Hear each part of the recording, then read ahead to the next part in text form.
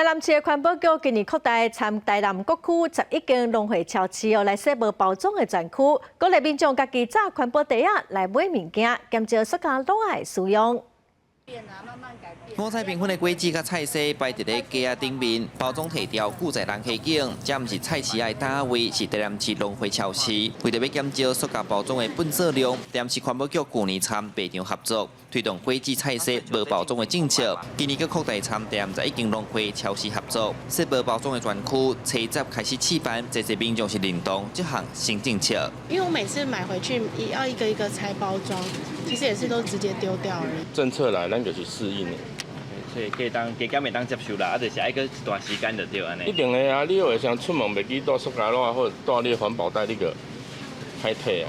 根据统计，咱台湾塑胶袋的包装一当地产出超过18亿袋，这量到底是偌济？嘛，就是讲这量会当囤满4500台粪扫车，嘛造成分化路的负担。这摆农会超市优先针对果子甲根茎类型做实施，嘛，互民众家己摕袋仔内底，减少一届性的包装。进散装的水果啦、蔬菜啊，来，如果客人有买这个的话，我们结账的时候会，那我们环保局提供的纸袋，我们会把它装起来，让它好携带。针对这根茎类蔬果还有这个水果，我们都希望能够减少塑胶袋的包装。